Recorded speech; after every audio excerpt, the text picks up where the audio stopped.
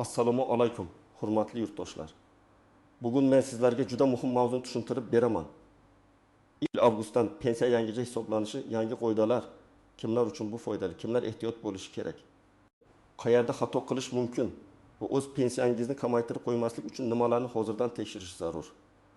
Bu ma'lumot faqat pensionerlarga emas, hali pensiyaga chiqmagan, lekin mehnat staji yig'ib kelayotgan har bir odamga tegishli. Chunki pensiya bir kunda paydo bo'lib qolmaydi. U yillar davomida ishlaganingiz, oyligingiz, hujjatlaringiz va tizimdagi ma'lumotlaringiz asosida hisoblanadi. Men sizdan iltimos qilaman. Hozirning o'zida kanalga obuna bo'ling, videoga like bosing va oxirigacha diqqat bilan eshiting. Chunki birgina noto'g'ri hujjat, tizimda ko'rinmay qolgan bir necha yil staj yoki tasdiqlanmagan ish haqi keyinchalik pensiya miqdoriga bevosita ta'sir qilishi mumkin. Avvalgi tartibda ko'pchilik pensiya hisoblash jarayonini faqat necha yil ishlaganman degan savol bilan bog'lab kelgan. Ya'ni odamlar asosan stajga qarardi. Erkaklarda qancha yil, ayollarda qancha yil, imtiyozli toifadagilarda qanday muddat bor, shular muhim deb o'ylardi. Albatta staj juda muhim, lekin pensiya faqat stajdan iborat emas. Pensiya miqdoriga ish haqi, sug'urta badallari, rasmiy bandling, elektron bazadagi ma'lumotlar, ayrim davrlarning tasdiqlanishi va hujjatlarning to'g'ri yuritilgani ham ta'sir qiladi. Endi yangicha hisoblashda asosiy e'tibor shunga qaratilmoqda, odamning mehnat faoliyati va daromadlari imkon qadar aniq elektron ma'lumotlar asosida ko'riladi. Bu nimani anglatadi? Agar siz yillar davomida rasmiy ishlagan bo'lsangiz, ish beruvchingiz siz uchun tegishli to'lovlarni amalga oshirgan bo'lsa, mehnat daftarchangiz, buyruqlar, ish haqi ma'lumotlari va elektron tizimdagi yozuvlar mos kelsa, siz uchun jarayon ancha osonlashadi.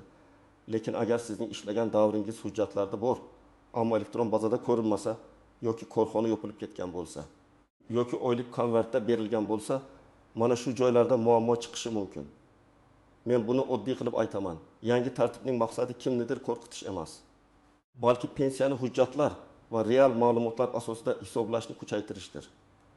Lekin amaliyotda har bir odam o'z ma'lumotini tekshirib olmasa, tizimdagi xatolik yoki eski hujjatlardagi kamchilik sababli kamroq pensiya chiqishi ehtimoli bor.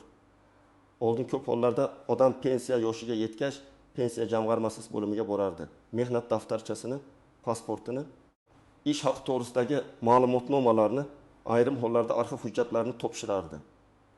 Mutaxassislar hujjatlarni ko'rib chiqib, stajni sanardi, ish haqini hisob-kitobga olardi va pensiya tayinlanardi. Bu jarayonda qog'oz hujjatlarning roli juda katta edi. Endi esa elektron bazalarning roli ortmoqda. Ya'ni sizning qayerda ishlaganingiz, qaysi davrda ish haqi olganingiz, siz uchun sug'urta yoki soliq to'lovlari amalga oshirilganmi? Bularning hammasi tizim orqali tekshiriladi. Bu yaxshi tomoni bilan vaqtni kamaytiradi, odamdan ortiqcha qog'oz talab qilmaslikka xizmat qiladi. Lekin ikkinchi tomoni ham bor. Agar bazada ma'lumot to'liq bo'lmasa, fuqaro o'zi isbotlashga majbur bo'lishi mumkin. Masalan, siz 1998 yildan 2005 yilgacha bir zavodda ishlagansiz. Mehnat daftarchangizda yozuv bor. Lekin zavod keyinchalik yopilgan, arxivi boshqa joyga topshirilgan. Elektron ma'lumot esa to'liq kiritilmagan. Bunday vaziyatda faqat men ishlaganman deyish yetarli bo'lmaydi. Sizdan buyruq nusxasi, ish haqi ma'lumotnomasi, arxivdan tasdiq, ishga qabul qilingan va ishdan bo'shaganingiz haqidagi hujjatlar so'ralishi mumkin. Agar bular topilsa, staj va daromad hisobga olinadi. Topilmasa, ayrim davrlar bahsli bo'lib qoladi. Yana bir o'zgarish shundaki, rasmiy oylikning ahamiyati yanada oshadi. Ko'p odamlar men 20 yil ishladim deydi, lekin ish haqining bir qismi rasmiy, bir qismi norasmiy bo'lgan. Pensiya hisobida esa odatda rasmiy tasdiqlangan daromad muhim. Agar odam qog'ozda minimal maosh olgan bo'lsa, amalda esa ko'proq olgan bo'lsa, pensiya hisobida ko'pincha qog'ozdagi ma'lumot ko'rinadi. Shuning uchun men doim aytaman, bugungi rasmiy oylik ertangi pensiyaning asosidir. Birinchi navbatda har bir fuqaro o'z mehnat stajini oldindan tekshirishi kerak. Pensiya yoshiga bir oy qolganda emas, kamida bir necha yil oldin. Chunki yo'qolgan hujjatni topish, arxivga so'rov berish, eski korxonani aniqlash, xatoni tuzatish ko'p vaqt oladi. Ba'zan birgina ma'lumotnoma uchun odam bir necha idoraga boradi. Ikkinchi masala ish haqi ma'lumotlari. Pensiya miqdori hisoblanganda faqat ishlagan yillaringiz emas, balki qaysi davrlarda qanday rasmiy daromad olganingiz ham muhim bo'lishi mumkin. Agar siz yaxshi oylik olgan davrlaringizni tasdiqlay olsangiz, bu pensiya miqdoriga ijobiy ta'sir qilishi ehtimoli bor. Ammo o'sha davr bo'yicha hujjat bo'lmasa, tizimda ko'rinmasa yoki ma'lumot noto'g'ri bo'lsa, hisob-kitob siz kutgandek chiqmasligi mumkin. Uchinchi masala, ayollar uchun bola parvarishi davrlari, harbiy xizmat o'qish davri, nogironlik bilan bog'liq holatlar, zararli yoki og'ir sharoitdagi ishlar alohida tekshiruv talab qiladi. Hamma davr ham avtomatik ravishda bir xil tartibda qo'shilavermaydi. Qaysi davr stajga kiradi? Qaysi biri qo'shimcha hujjat talab qiladi? Qaysi biri imtiyozli hisoblanadi? Bularni alohida aniqlashtirish kerak. 4-masala ishlayotgan pensionerlar.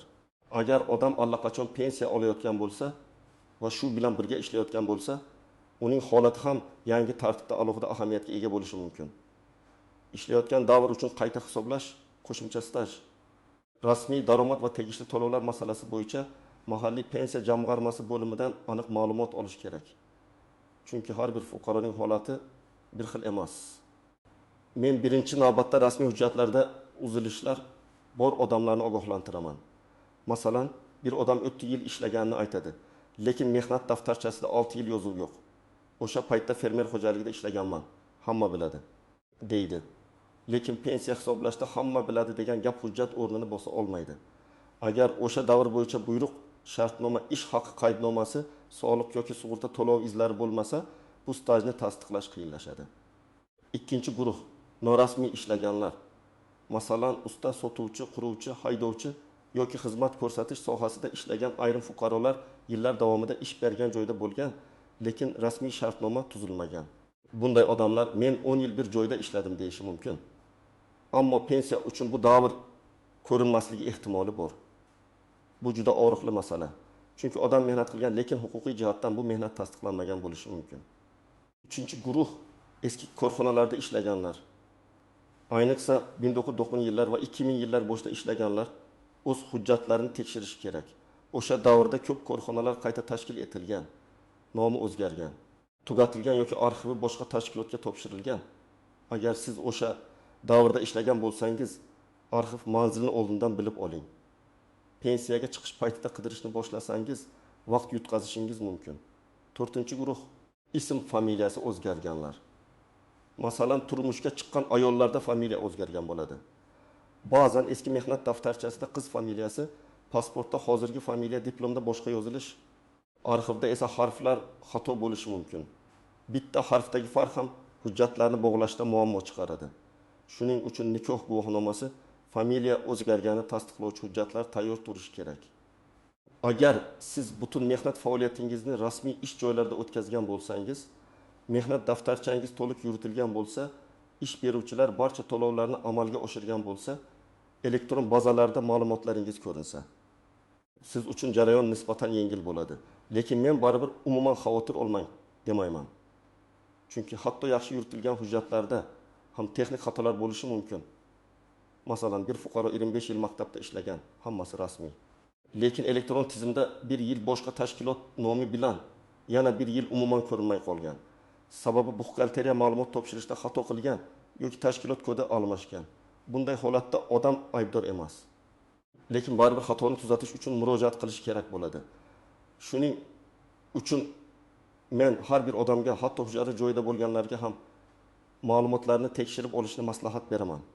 Birinchi misol, Dilshod aka 6000 yoshga yaqinlashdi, 32 yil ishlagan. Shundan email rasmiy zavodda, 7 yili xususiy korxonada, 5 yili esa tanishning do'konida sotuvchi bo'lib ishlagan.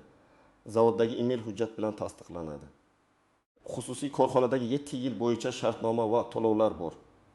Lekin do'kondagi 5 yil rasmiylashtirilmagan. Natijada Dilshod aka o'zini 32 yil ishlagan deb hisoblasa ham, pensiya hisobida 27 yil aniq ko'rinishi mumkin. Bu yerda eng katta saboq, ish bo'lganining o'zi yetmaydi. U hujjatda ham bo'lishi kerak. Ikkinchi misol, Malika opa 22 yil hamshira bo'lib ishlagan.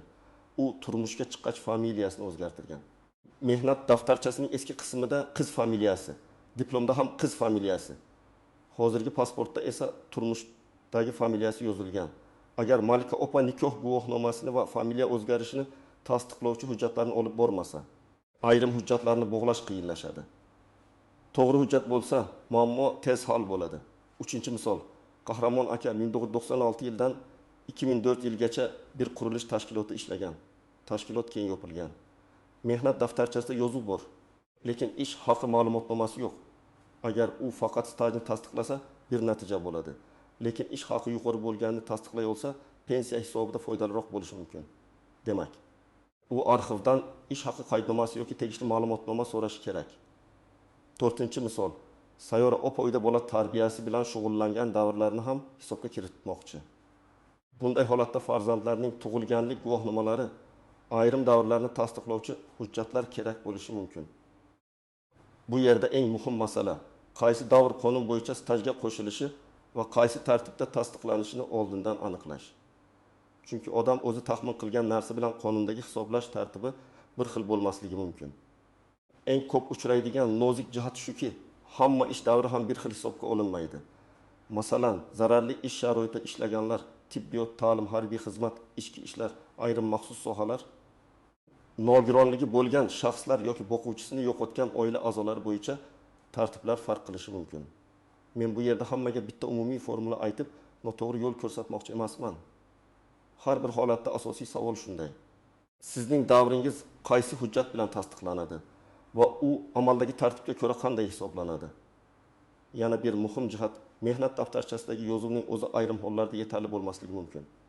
Agar yozuv noto'g'ri rasmiylashtirilgan bo'lsa, muhr aniq bo'lmasa, buyruq raqami ko'rsatilmagan bo'lsa, tashkilot nomi tushunarsiz yozilgan bo'lsa, qo'shimcha hujjat talab qilinishi mumkin. Bu ayniqsa eski daftarchalarda uchraydi. Keyingi xavf, ish haqi ma'lumotnomasidagi xatolar. Masalan, odam 1 yil 2 million so'm rasmiy oylik olgan, lekin ma'lumotnomada 200 ming so'm deb noto'g'ri yozilgan yoki oylar bo'yicha bo'sh joylar qolgan. Bunday xatolar pensiya miqdorini pasaytirishi mumkin. Shuning uchun ma'lumotnoma olganingizda uni shunchaki papkaga solib qo'ymang. Raqamlarni tekshiring. Qaysi oyda qancha oylik olgansiz? Uzilish bormi? Tashkilot muhri va imzosi bormi? Sana to'g'rimi? Hammasiga qarang. Yana bir noaniq masala, fuqarolik huquqiy shartnomalar.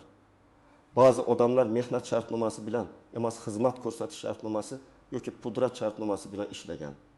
Bunday davrlar bo'yicha to'lovlar qanday amalga oshirilgani, tegishli badallar to'langanmi, hujjatlar qanday yuritilgani muhim. Agar shartnoma bor, lekin to'lovlar rasmiy o'tmagan bo'lsa, pensiya hisobida muammo bo'lishi mumkin. Chet elda ishlaganlar ham alohida e'tibor berishi kerak. Agar fuqaro xorijda ishlagan bo'lsa, o'sha davrning O'zbekistonda pensiya hisobiga qanday kiritilishi davlatlararo kelishuvlar, to'lovlar va hujjatlar bilan bog'liq bo'lishi mumkin. Men Rossiyada, Qozog'istonda yoki boshqa davlatda ishlaganman deyishning o'zi yetmaydi. Ish shartnomasi, to'lovlar, rasmiy tasdiqlar, tarjima va legalizatsiya masalalari chiqishi mumkin. Endi men sizga aniq qadamlarni aytaman. Birinchi qadam, shaxsiy ma'lumotlaringizni tekshiring. Pasport, JSSHIR, familiya, ism, otasining ismi, tug'ilgan sana hamma hujjatlarda bir xil yozilganmi, shuni ko'ring. Agar eski hujjatlarda familiya boshqacha bo'lsa, uni bog'lovchi hujjatni tayyorlang. Ikkinchi qadam, mehnat daftarchangizni tekshiring. Ishga kirgan va chiqqan sanalar bormi? Buyruq raqamlari yozilganmi? Tashkilot nomi to'g'rimi? Muhrlar aniqmi? Sahifalarda o'chirilgan yoki tuzatilgan joylar yo'qmi? Agar tuzatish bo'lsa, u qonuniy tasdiqlanganmi? Muhr va imzo bilan rasmiylashtirilganmi? Shuni aniqlang. Uchinchi qadam, elektron ma'lumotlaringizni tekshirish uchun MyBond.gov. Uz portali, pensiya jamg'armasi xizmatlari yoki mahalliy bo'lim orqali ma'lumot oling. Siz qaysi davrlar tizimda ko'rinayotganini bilishingiz kerak. Ko'p odam pensiyaga chiqadigan paytgacha buni ko'rmaydi. Men esa buni oldindan qilishni tavsiya qilaman. 4-qadam, ish haqi ma'lumotnomalarini yig'ing. Ayniqsa yuqori oylik olgan davrlaringiz bo'lsa, o'sha tashkilotdan yoki arxivdan ma'lumotnoma olishga harakat qiling. Korxona faol bo'lsa, buxgalteriya yoki kadrlar bo'limiga murojaat qiling. Korxona tugatilgan bo'lsa, tuman yoki viloyat arxiviga tashkilot hujjatlari topshirilgan idoraga so'rov bering. 5-qadam. Arxivga murojaat qilayotganda arizada aniq yozing. Masalan, men falonchi falon yildan falon yilgacha falon tashkilotda ishlaganman. Ishga qabul qilish va ishdan bo'shatish haqidagi buyruqlar, ish haqi ma'lumotlari va mehnat faoliyatimni tasdiqlovchi hujjatlar bo'yicha ma'lumotnoma berishingizni so'rayman. Arizada pasport ma'lumotlari, eski familiyangiz bo'lsa, u ham ishlagan lavozimingiz, taxminiy bo'lim yoki sex nomi ko'rsatilsa, izlash osonlashadi. 6-qadam, agar hujjatlarda xato topsangiz, uni pensiya tayinlashdan oldin tuzatishga harakat qiling. Masalan, familiyada bitta harf xato, sana to'g'ri. Tashkilot nomi chalkash, ishga kirgan sana boshqa. Bunday holatda tegishli tashkilotdan tuzatish kiritish, arxidan tasdiq olish yoki sud orqali faktni belgilash masalasi yuzaga kelishi mumkin. Sudga shoshilmang. Avval idoraviy yo'l bilan hal bo'ladimi? Shuni ko'ring. 7-qadam, murojaat qilganingizda og'zaki gap bilan cheklanib qolmang. Ariza yozing, qabul qilingan sana va raqamni oling. Agar javob berilmasa yoki rad javobi berilsa, keyingi bosqichda aynan shu ariza va javob sizga kerak bo'ladi. Men doim aytaman, hujjatli masalada og'zaki va'da emas, yozma javob muhim. 8-qadam, pensiya hisob kitobi chiqqanda uni tekshiring. Davlat hisoblabdi. Demak, hammasi to'g'ri deb darrov rozi bo'lib ketmang. Qaysi stajlar kiritilgan, qaysi davrlar olinmagan, ish haqi qaysi ma'lumotlarga asoslangan, imtiyozlar qo'llanganmi? Shularni so'rang. Mutaxassisdan tushuntirish talab qilish sizning huquqingiz. Men sizga alohida daftar yoki telefoningizda ro'yxat yuritishni maslahat beraman. Unda barcha ish joylaringizni tartib bilan yozing. Tashkilot nomi, ishlagan yillaringiz. Lavozimingiz, rahbar yoki kadrlar bo'limi haqida esingizda qolgan ma'lumotlar, korxonaning hozirgi holati, arxiv manzili. Bu juda oddiy tuyuladi, lekin keyin katta yordam beradi. Masalan, odam 35 yil oldingi ish joyini eslay olmaydi. Korxona nomi o'zgargan, manzil ham o'zgargan. Agar oldindan yozib borgan bo'lsa, arxivdan izlash oson bo'ladi. Agar hech narsa yozilmagan bo'lsa, falon joyda ishlaganman, yonda katta ombor bor edi degan taxmin bilan hujjat topish juda qiyin. Hujjatlaringizning nusxasini ham alohida saqlang. Pasport, mehnat daftarchasi, diplom, harbiy bilet, nikoh guvohnomasi, farzandlar tug'ilganlik guvohnomalari. Ish haqi ma'lumotnomalari, arxiv javoblari, sud qarorlari bo'lsa, bularning barchasini bir papkaga joylang. Imkon bo'lsa, skaner yoki telefonda sifatli suratga olib, elektron nusxasini ham saqlang. Eng katta xato shuki, odamlar pensiyani faqat pensiya yoshiga yetganda o'ylaydi. Aslida pensiya masalasi o'tim yoshdan, ortim yoshdan, edim yoshdan boshlab nazorat qilinishi kerak. Bugun rasmiy ishlamayotgan odam ertaga nega pensiyam kam chiqdi deb hayron qolishi mumkin. Bugun oyligi qog'ozda kam ko'rsatilayotgan odam ertaga shu qog'ozdagi raqam asosida hisob-kitob qilinishini unutmasligi kerak. Yana bir xato. Tanishim bor, hal qilib beradi degan fikr. Pensiya hisobida asosiy narsa hujjat va tizimdagi ma'lumot. Tanish odam yo'l ko'rsatishi mumkin, lekin yo'q hujjatni bor qilib qo'ymaydi. Shuning uchun qonuniy, rasmiy va isbotli yo'l eng to'g'ri yo'l. 3-xato, rad javobini olgach, darrov taslim bo'lish. Ba'zan idora hujjat yetishmagani uchun rad etadi. Bu yakuniy mag'lubiyat degani emas. Siz yetishmayotgan hujjatni topishingiz, arxivga qayta murojaat qilishingiz, yuqori tashkilotga shikoyat qilishingiz yoki zarur bo'lsa sud orqali mehnat faoliyati faktini tasdiqlatishingiz mumkin. Lekin buning uchun hammasi hujjatli bo'lishi kerak. Yangi tartibning ijobiy tomoni shuki, rasmiy ishlagan, to'lovlari aniq bo'lgan odamlarning huquqi yaxshiroq himoyalanishi mumkin. Elektron tizimda ma'lumotlar bo'lsa, hujjat yig'ish osonlashadi, jarayon tezlashadi. Ayrim noaniqliklar kamayadi. Bu yaxshi. Lekin salbiy ehtimol ham bor. Norasmiy mehnat qilgan, hujjatlari yo'qolgan, ish beruvchi to'lovlarni to'liq qilmagan yoki eski korxonalari arxivga hujjat topshirmagan odamlar qiynalishi mumkin. Shuning uchun mening asosiy ogohlantirishim shundan iborat. 1 avgustdan keyingi yangicha hisoblash masalasida eng kuchli himoya bu sizning tartibli hujjatlaringiz va oldindan qilingan tekshiruvingizdir. Agar siz hozir ishlayotgan bo'lsangiz, ish beruvchingizdan rasmiy shartnomangiz borligini, oyligingiz to'liq rasmiy ko'rsatilayotganini, mehnat faoliyatingiz elektron tizimga kiritilganini tekshiring. Agar yakka tartibdagi tadbirkor bo'lsangiz yoki o'zi band qilgan bo'lsangiz, to'lovlaringizni vaqtida amalga oshiring va kvitansiyalarni saqlang. Agar mavsumiy ishlasangiz, har bir ish davri bo'yicha shartnoma va to'lov hujjatini talab qiling. Bugungi mavzuning eng muhim mazmuni shuki, 1 avgustdan pensiya yangicha hisoblanishi haqidagi ma'lumot har birimizni hushyor torttirishi kerak. Pensiya miqdori tasodifan belgilanmaydi. U sizning stajingiz, rasmiy daromadingiz, hujjatlaringiz, elektron bazadagi ma'lumotlaringiz va qonunda belgilangan tartib asosida hisoblanadi. Kim hujjatni oldindan tekshirsa, xatosini vaqtida tuzatsa, arxiv ma'lumotlarini yig'sa, o'z huquqini yaxshiroq himoya qiladi. Men sizga tavsiyamni yana bir bor aniq aytaman. Mehnat daftarchangizni tekshiring, elektron ma'lumotlaringizni ko'ring, ish haqi ma'lumotnomalarini yig'ing, familiya va sana xatolarini tuzating. Arxivga kerak bo'lsa hozirdan murojaat qiling. Pensiya yoshiga yetgandan keyin shoshilib yurishdan ko'ra oldindan tayyorgarlik ko'rish ancha foydali. Sizning holatingiz qanday? Ish stajingiz to'liq ko'rinadimi? Eski ish joylaringiz bo'yicha hujjatlaringiz bormi? Pensiya hisobida qaysi masala sizni ko'proq xavotirga solyapti? Fikringizni izohlarda yozib qoldiring. Videoga like bosing. Kanalga obuna bo'ling va yaqinlaringizga ham yuboring. Chunki bu ma'lumot ota-onangiz, aka-ukangiz, opa-singlingiz yoki o'zingiz uchun juda kerak bo'lishi mumkin.